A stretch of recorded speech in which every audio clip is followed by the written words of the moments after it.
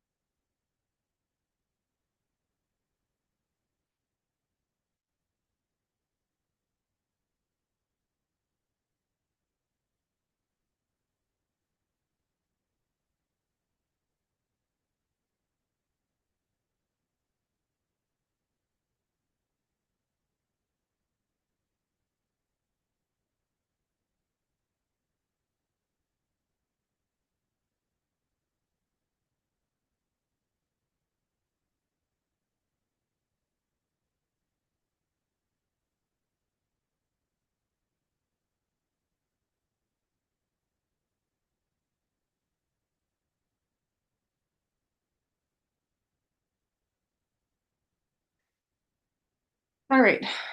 So this first week we cover chapters 1 through 3,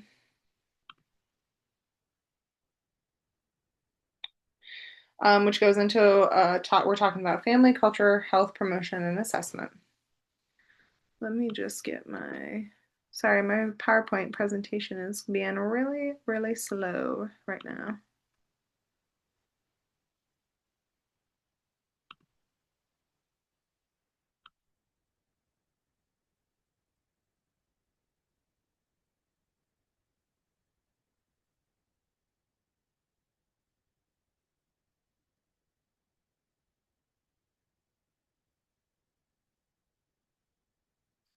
Alrighty.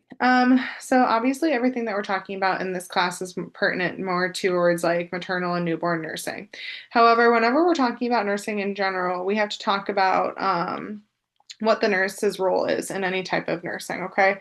So, for 21st century maternity nursing, we are going to be discussing nursing care from like the menstrual cycle, trying to conceive, start of conception, all the way until the woman is 6 weeks postpartum. Okay, so we're looking at her at each stage throughout this process. Okay, so like it's mentioned here, pregnancy, birth, and the first 6 weeks after birth. We play a really big role in each stage of a woman's pregnancy. Okay. So we're going to be talking about preconception, prenatal, antepartum, intrapartum, and postpartum. That is going to be covered within this entire course. You're going to get all of it. Okay. Lots and lots of information. So, it's very important that you guys use your textbook, use your recorded lectures, and any resource that's available to you because we do cover quite a lot in this 12-week period. Okay.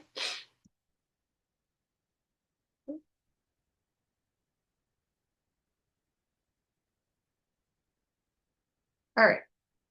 There have been a lot of advances in the past 150 years whenever we're talking about the care of moms and babies. However, there is still a relatively increase in maternal morbidity and newborn rate in certain patient populations that we have to discuss. Okay.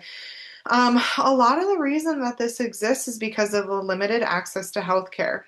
Um, Unfortunately, like still in the United States, we have a high instance of health disparity, and a lot of that is pertaining to the inaccessibility to healthcare. Okay, so this could include like limited access to healthcare, so like the location of the nearest hospital facility. So, for example, I did a travel nursing assignment, and I went to Montana.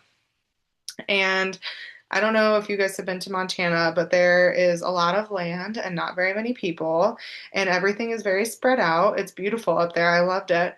But the hospital I was at was a like 5-bed LDRP.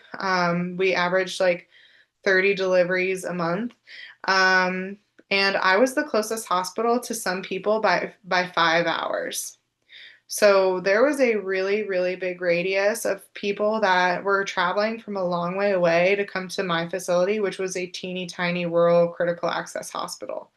Um, so that's just an example. I mean, that is a very rural setting. So you see that a lot in the rural areas. I mean, even in Ohio, like my husband and I lived in Amish country for 4 years. So I worked with a lot of Amish.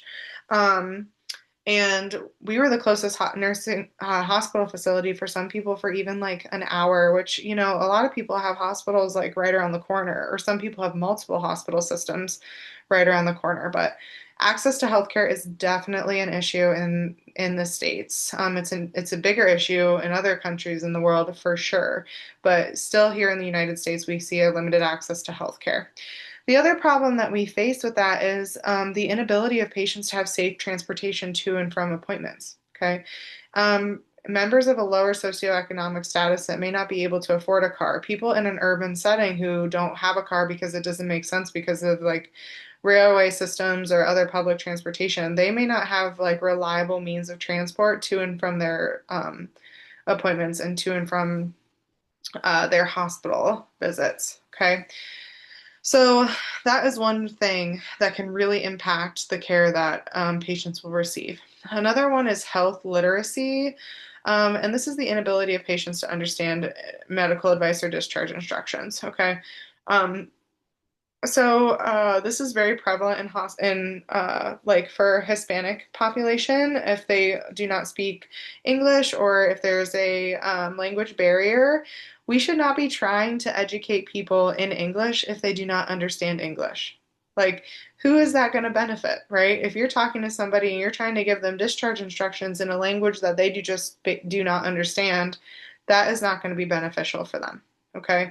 So we need to make sure as nurses that we have the appropriate resources available to give these patients the care that they deserve. So you need to have a translator present. If a translator, if an actual person is not there and able to be with them, then we need to get on like the online portal or whatever your hospital system uses in order to best give them their discharge instructions and give them that education. Just because it might be not as convenient for you as the nurse does not mean you shouldn't do it. Okay. I've seen too many times where a nurse will say, "Oh, well, I was going to go over this with them, but she doesn't understand what I'm saying, so I just didn't." Like, that is not the answer. No, no. We have to, like, do a little bit more, put a little bit more effort into it, give it a little bit more effort than that. So, just keep that in mind as you enter into your own nursing career. Okay. And then, of course, we come to health disparities. So, socioeconomic status, race, environment. These kind of things can sometimes inhibit the amount or the level of care that a patient is receiving, unfortunately. From a socioeconomic status standpoint, somebody who has a lower source of income oftentimes has not had as the access to the education that somebody of a higher socioeconomic status might have received. So if they do not understand the medical advice that they are being given, if they do not understand from a literary aspect what the discharge instructions are, it's our job as nurses to teach it to them in layman's terminology, okay? Give it to them in a way that they understand. Okay. There are some efforts in place to help reduce health disparities in the United States. In this specific, these patient populations that I have listed here, they experience significant disparities in morbidity and mortality rates for a large number of reasons. Um, there are different agencies that are in place to assist an effort of minimizing these disparities. A really good resource for you guys is the Healthy People 2030 goals. This is the 10-year national objectives for improving health of all Americans. I did not list them on the PowerPoint slides because they're rather long and very involved. So if you'd like to look them up, please feel free. They're really awesome. A lot of it goes back to just basic education, right? Like, how are we educating our patients? How are we making this education accessible to everyone, to anybody, regardless of race, socioeconomic status, what your primary language is, your cultural preferences? Like, we need to make this information accessible to everyone. So, like, freestanding clinics. That is an idea. Like, Healthy People has been really about like funding free clinics so that people can receive education on sexual health, receive contraceptive devices, things like that, so that they can get this education so that they're not just like completely without any type of information at all. The other big thing that Healthy People highlights is getting the community involved. Um, so, kind of that kind of goes along hand in hand with those free clinics, but getting a community resource available for people so that they can help manage health disparity or limit health disparity within their own community. Like that's going to make it last longer and make it way more attainable, right? What are our problems with the US healthcare system? These things on the slide are the ones that your textbook goes over in detail. I'm sure we could come up with some other ones. There's always things that can be improved. The first one would be our structure of the healthcare system. Okay, so this is accessibility. This falls into your accessibility. Um, Also, like um, facility to facility transfer of care, right? So you have Mr. Joe Herman, who has cancer, unfortunately. But his primary care provider doesn't actually communicate with his oncologist. So then Joe is paying for the same medication that both people are prescribing him, and he's taking too much of it because he has too much of his medication being ordered. Things like that, where it's just provider to provider lack of communication, facility to facility lack of communication, the just overall inability for poor Mr. Herman to even get to his appointments because he doesn't have a ride, he can't drive, he doesn't have a license. So, in general, our healthcare system needs to be structured to benefit like your average Mr. Herman, not the person that lives right down the street from the hospital who also has a relative who's a nurse practitioner who can just write prescriptions when they need them, right? So we're talking about the average citizen that's requiring healthcare. How can nurses help with healthcare system reform? The first thing is our SBAR reports, okay? If we're the ones taking care of Mr. Herman and we see that he has multiple medications ordered from the same medication ordered from multiple providers, we need to take that in as our responsibility to call those providers up and say, hey, which one of you is in charge of this medication? He's ordering and paying for the same medication twice. Um, so we need to have really good communication with our providers. We need to have good communication with our other in-house professionals, like our social workers, our case managers. If transport is necessary for Mr. Herman, we need to make sure that we're getting that available for him. That is all part of nursing care, okay? A well-rounded nurse is a nurse that's thinking about all of these different aspects of medicine, not just what's on your MAR and what's on your to-do list. Informed consent. So this one always kind of, I get questions about it because yes, the primary care provider or the surgeon who is performing a surgery or who is ordering a med or who is doing a bedside procedure, they are the ones that are getting the consent. They have to have the patient physically sign it and they have to sign it and then the nurses can witness.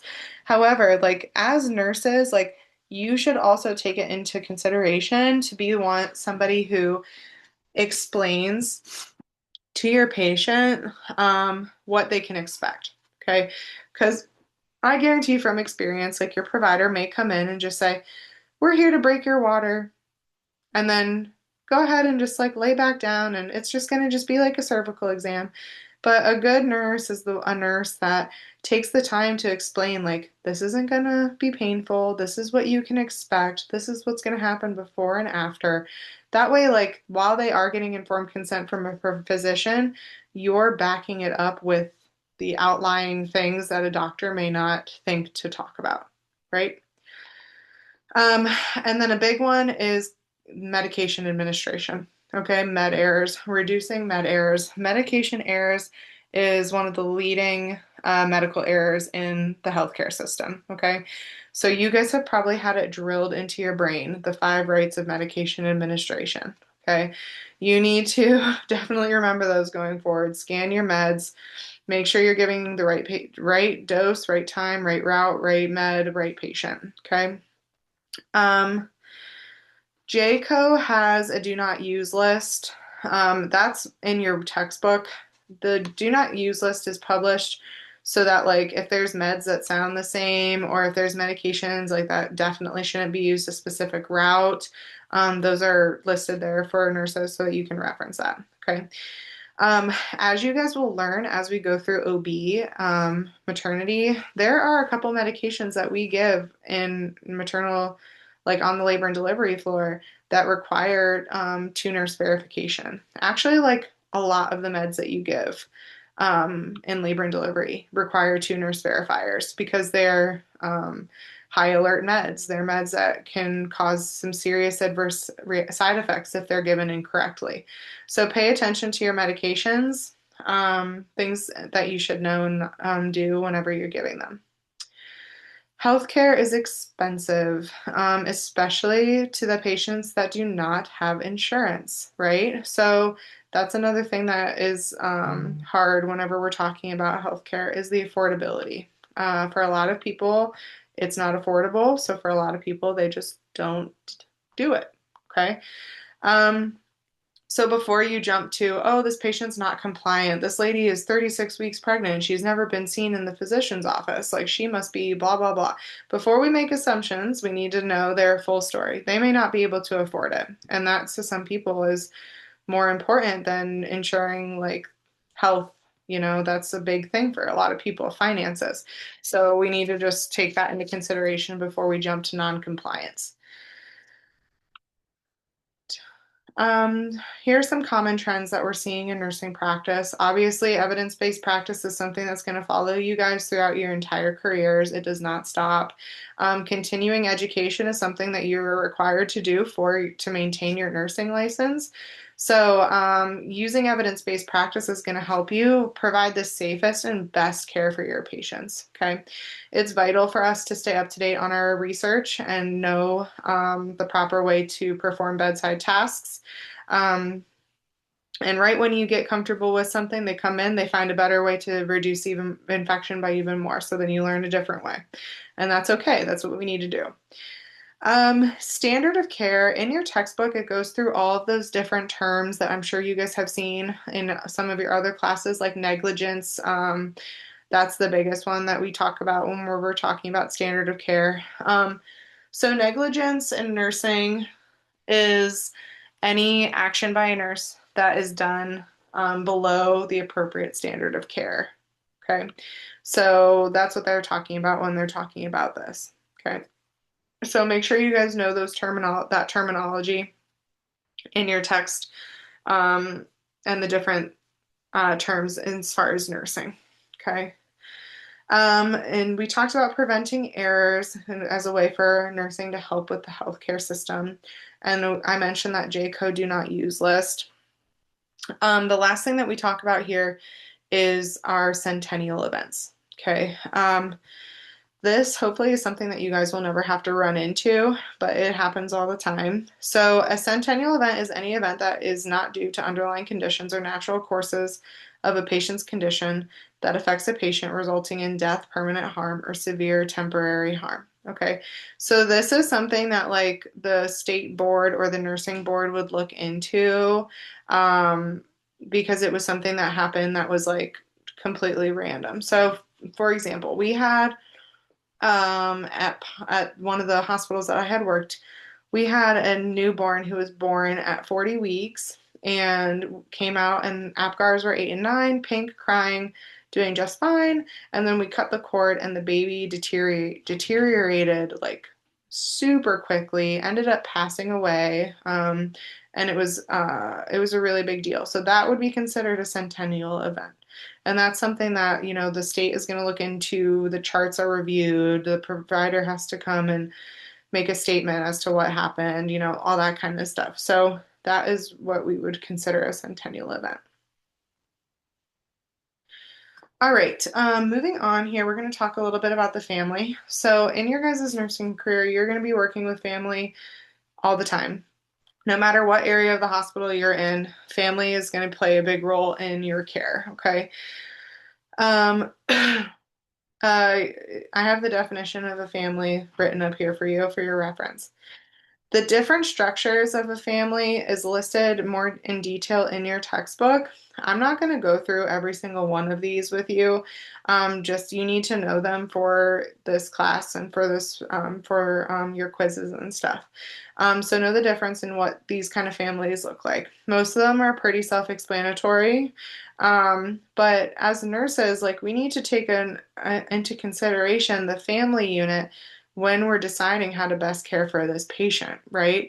So if a patient comes in and doesn't have a support system, their labor and delivery process is going to look very different than somebody who comes in who's part of a cohabitating parent family who has multiple people of different relations in the room with them, right? So we need to be able to be adaptable as nursing. That is huge. Being able to adapt and being able to work with the family unit and with the patient and provide them with the best care that they need.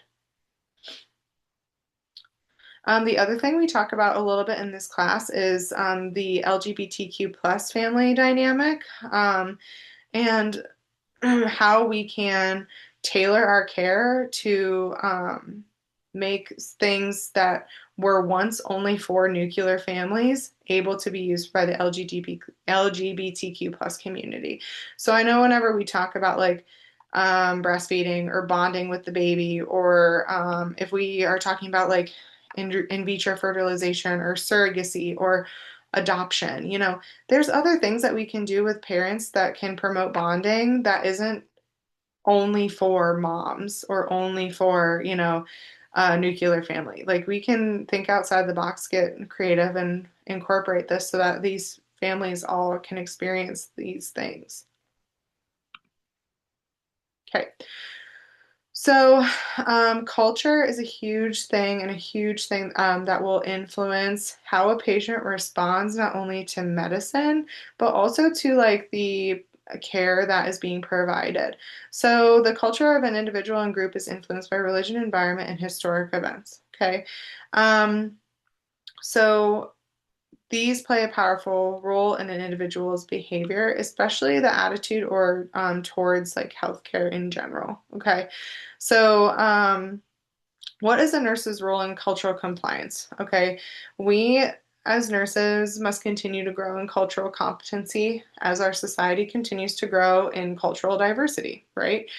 So these two things that I have listed down here, acculturation and assimilation, I want you guys to know the difference between these two things because they're very prevalent whenever we're talking about culture and how it can impact healthcare. Okay.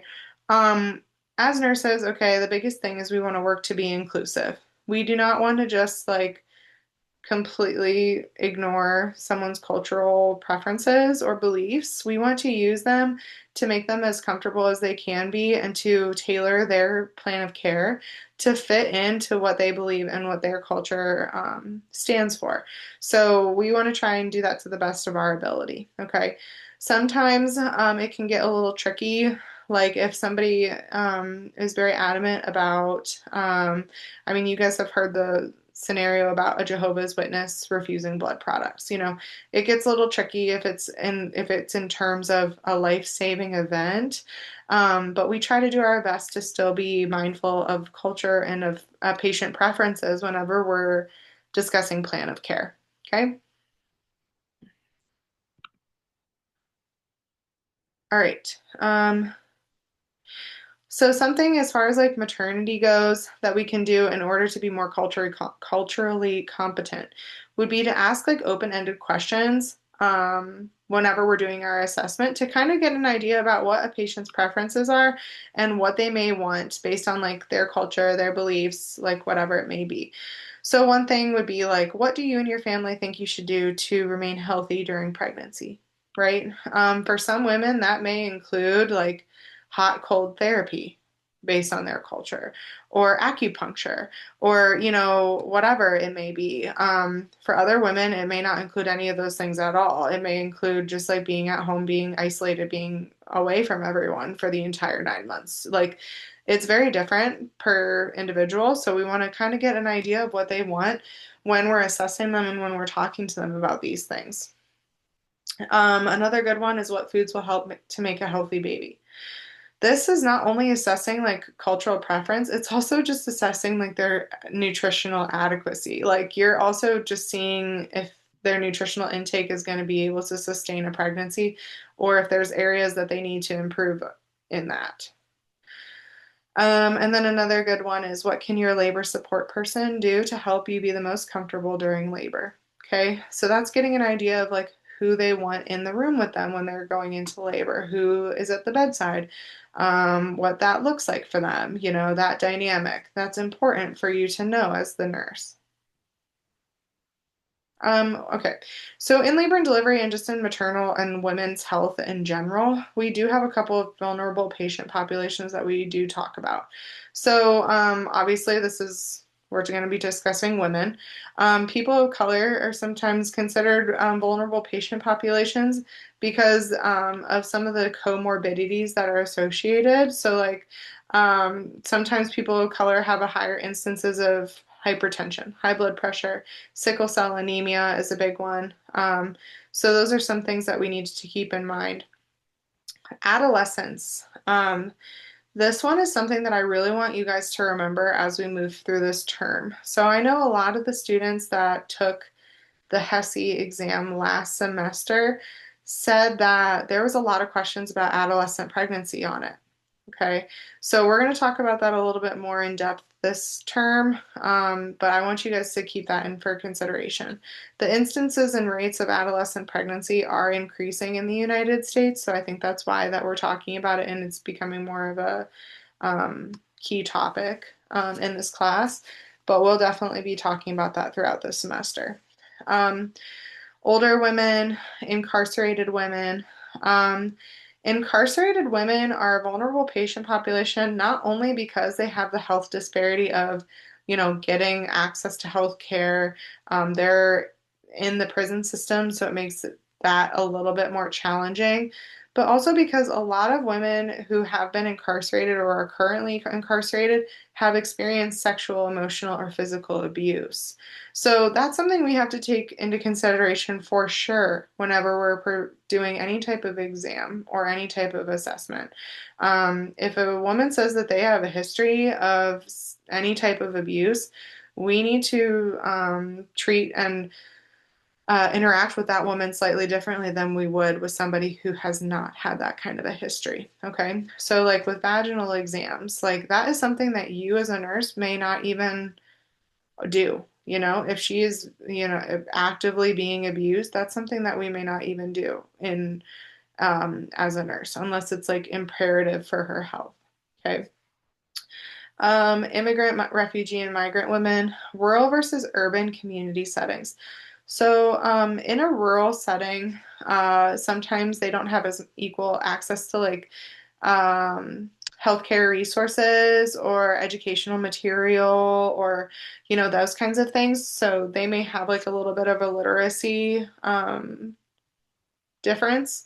And then, like in an urban community setting, they may have more access to healthcare, but the healthcare they may have access to might be like extremely busy. If they live in downtown Cleveland or downtown wherever, there might be more hospitals and bigger hospitals available to them, but those ER wait times are going to be like 4 or 7 hours. So just some things to think about. Homeless women also pose a whole nother challenge of vulnerability because, they don't have the safety or comfort of a home. So access to healthcare for them is the least of their priority, right? Um, so some risk factors for women. Obviously, we talked about our health disparities, social, cultural, and genetic factors. Um, Socioeconomic status can sometimes affect our birth outcomes. So, like higher rates of maternal and infant morbidity are higher in those with a lower socioeconomic class. Substance use and abuse.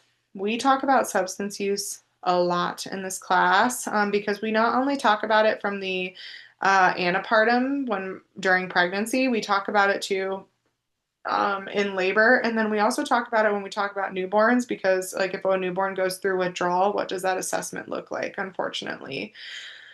So, we're going to talk about substance use quite frequently. Some very common things that we see with substance abuse in pregnancy is a low birth weight infant. An infant that goes through withdrawal. We see higher rates of admission to NICU. Oftentimes, too, we can see occasionally fetal death.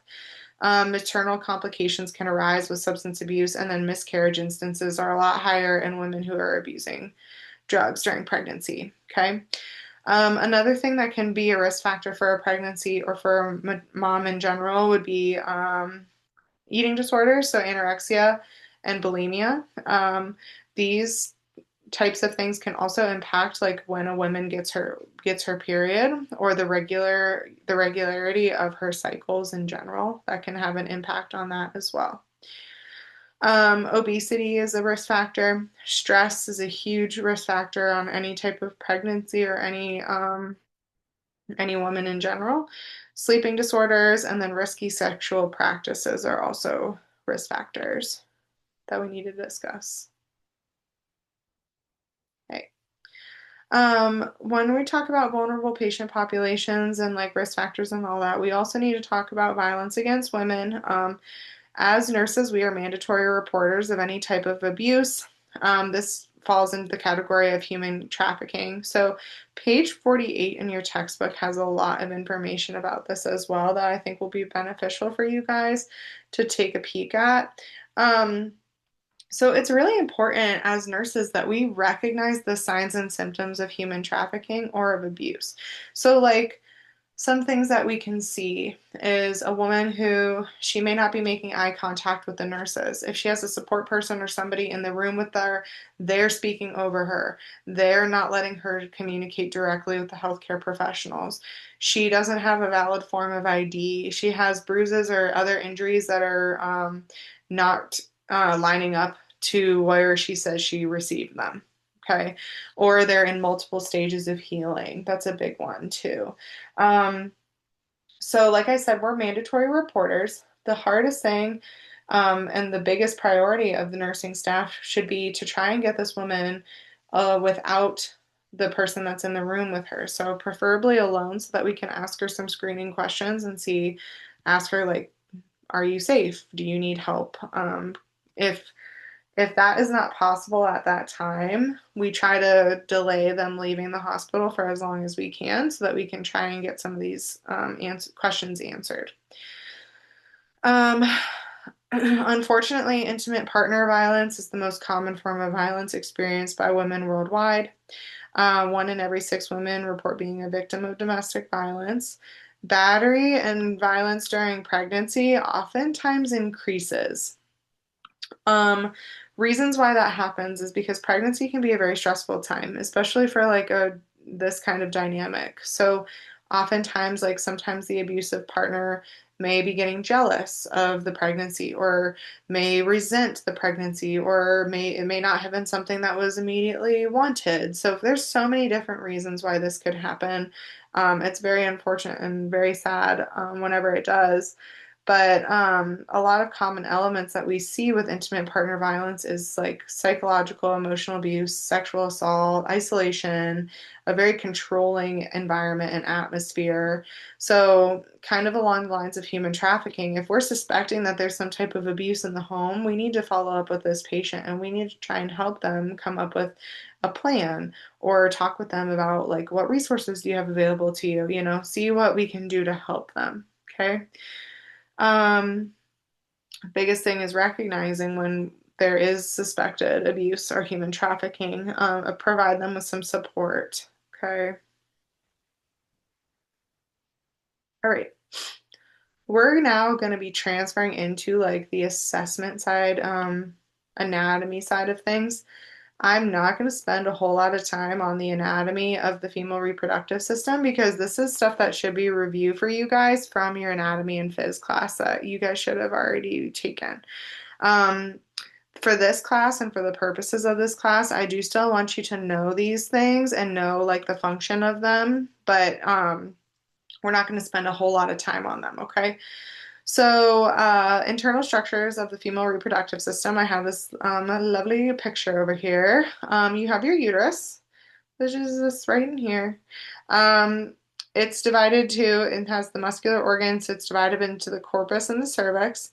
So here's your cervix here. Um, your cervix, the main function of it is to maintain the pH of the vagina. Whenever there is a pregnancy, the mucus plug will form right here at the cervical opening. It serves for reception and the uterus serves for reception, implantation, retention, and nutrition of a fertilized ovum, and later the baby during pregnancy. And then the uterus is the muscle that is going to help with the expulsion of the fetus during birth. So during birth, that's what's contracting and pushing the baby out. Okay. The uterine wall is made up of three layers. You have your endometrium, your myometrium, and your peritoneum. The fertilized ovum attaches to the endometrium. So you guys should know that. You should know where a fertilized ovum attaches to. Here are your fallopian tubes. They provide passage between the ovaries and uterus, and that is what the fertilized egg or the ovum is going to move through. Um, and then, let's see. Your ovaries here, they are going to be producing your hormones. So your estrogen and your progesterone are produced in the ovaries. And then your ovulation will occur. This is where your egg is released from. Okay. So, like I said, this should be like review for most, but definitely refresh yourself on the anatomy because moving forward, whenever we're talking about labor and birth and all that stuff, knowing the basic anatomy is going to help you wrap it all together.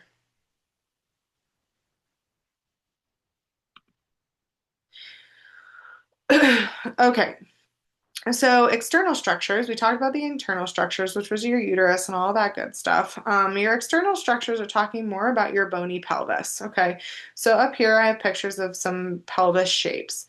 Your other structures would be your mons pubis, which is where like pubic hair grows. It's like that part like right above like where the vaginal opening is. Your labia minora are the smaller folds inside here, right before your vaginal opening. Your labia majora are the skin that is the skin that surrounds and protects the internal structures of the female reproductive system. The clitoris is up here, and that is the tiny bundle of nerves. It has a lot of nerve endings in that clitoris. Then we also talk about the obviously like the vaginal opening. So this all just please review the anatomy so that you guys are familiar with it, okay? Um, with our bony pelvis, the thing that I want you guys to really know, especially for your quiz and your exam, a gynecoid shaped pelvis is the most favorable for childbirth. You definitely should know that. Okay. A platyploid is unfavorable because that shape is not going to be conducive for a baby passing down through the vaginal canal. Android here is similar to like a male pelvic shape, and then an arthropoid is this long oval shape. But I want you guys to really remember that a gynecoid shaped pelvis is the most ideal for childbirth. Okay. We do talk a little bit about like anatomy of the breast and the breast tissue. That goes into more detail on page 34. The biggest thing I want you guys to know is that each breast is consisted of lobes. The mammary glands in the breast tissue, and then the lobes are the most important structures of them. The other thing too is that we need to also take into consideration that not all breasts are the symmetrical, like no breast is the same exactly, and that is okay. Um, then we'll also talk about in this class a little bit like some breast diseases or some things that can happen to the breast tissue, abnormalities or so on and so forth that we'll review in a couple weeks, I believe. Which actually now they're telling women to not do self breast exams as frequently um, because of the asymmetric and how asymmetrical breast tissue can be. Women will like feel like something different on one side than the other, and it's been leading to a lot of like over use of diagnostic imaging, and then like women will get biopsies on breast tissue and it's not necessary. So they're recommending that women just allow their primary care provider to perform breast exams, sometimes annually, depending on what they think is necessary. All right. So like I said, this class goes from the menstrual cycle all the way till 6 weeks after delivery. So we're going to talk about the menstrual cycle now. So menarche is the fancy word for the first period, occurs between 8 and 11 years of age. This can be impacted by medical conditions or underlying factors. So we talk about that like towards the end of the class, I believe. But like girls who are more active might get their periods later. Girls who have undiagnosed hypothyroidism, diabetics, they get their periods later. Some girls will get their periods a lot earlier because obesity rates are so much higher in the United States now. The overall age for a first period is actually younger. People are getting their periods a lot sooner. So, just some things to take into consideration. Menopause is the last period that a woman will have, and it typically happens anywhere over the age of 55, sometimes earlier, sometimes later. Again, it just depends on the mom's underlying health and condition. So, menstruation, you guys should know, is the periodic uterine bleeding that begins approximately 14 days after ovulation. The average length of a cycle is 28 days. When pregnancy does not occur, that's when a period will happen. And then a lot of things can impact a cycle. I kind of mentioned earlier too that like somebody who has a poor nutritional status may have irregular periods. That is not uncommon. Okay, so we can see that sometimes. I do want you guys to know the different phases of the menstrual cycle, so you should know that. And know that it is regulated by hormones. The two hormones that regulate the menstrual cycle and pretty much dictate the female reproductive system are estrogen and progesterone. Okay, you guys are going to hear a lot about those two hormones throughout this class. Those are going to play a huge role in everything. So, our follicular phase is whenever the uterine lining is shed during menstruation, and then the lining begins to regrow and thicken to prep for an embryo.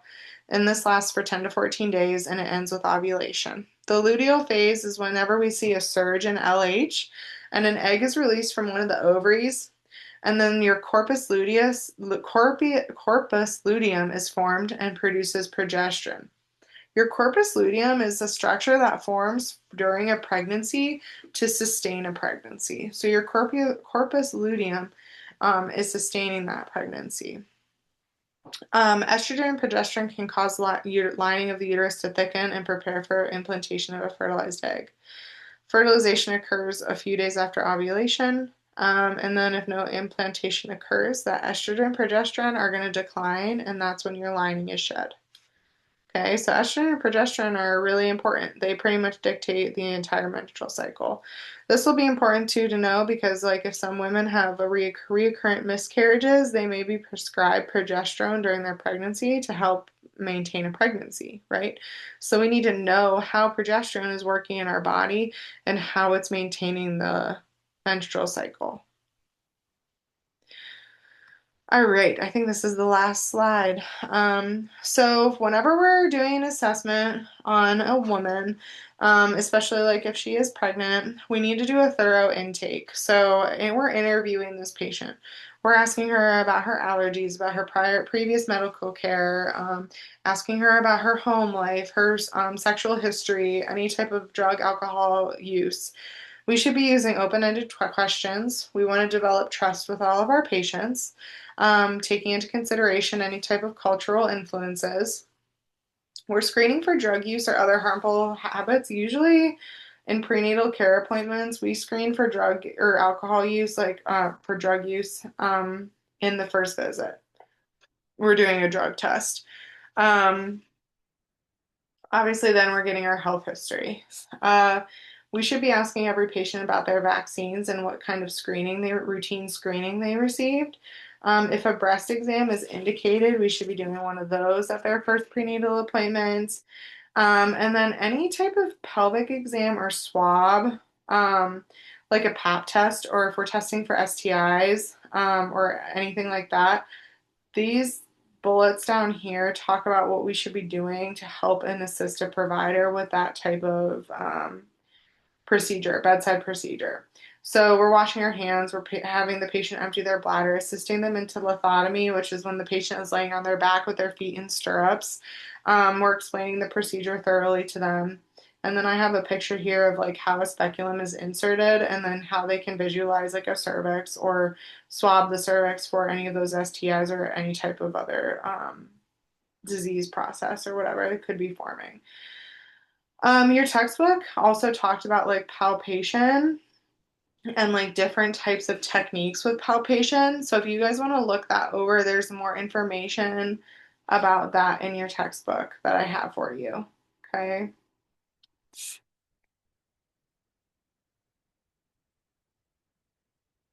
So is everyone doing good? Are we super brain dead? Lots of stuff that we covered today. It was good, but it is quite a lot of information. Does anyone have questions over the things that we just covered?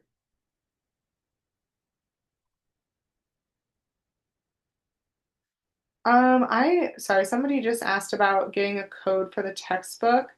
So you should, in your Canvas, be able to go to the announcement. Let me share my screen really quick.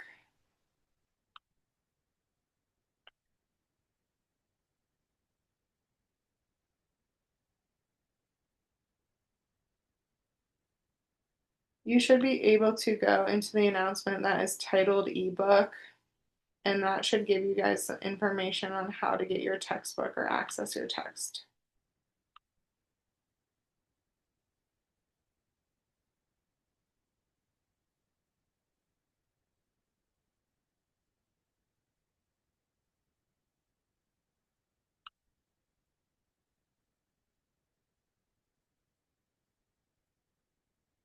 Okay, so yeah, if you still need to get your textbook, please go to this announcement that should be in your announcements page, and it has these instructions on how to use your ebook and how the resource can be found.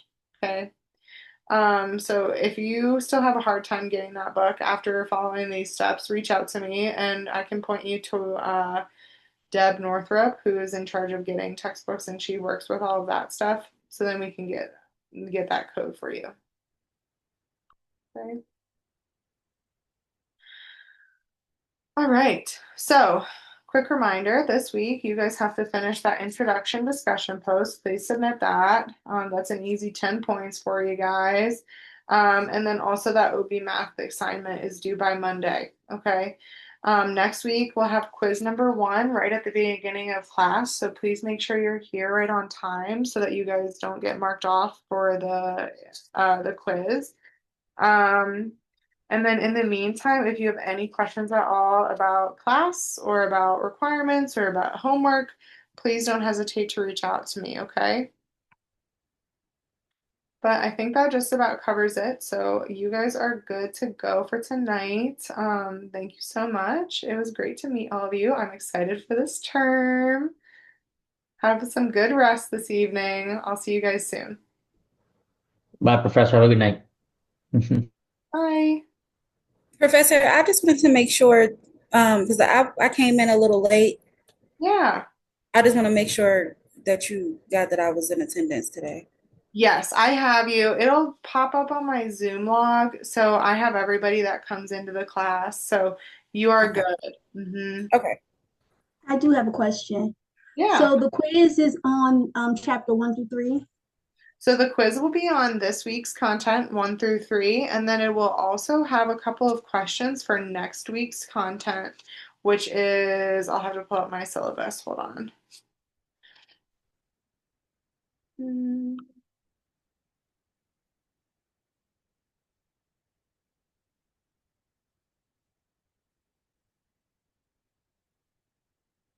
Next week is chapter 6, 7, 8, 9, and 10.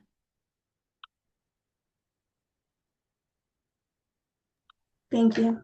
Yep, so it'll have both quiz week 1 and quiz week 2 content.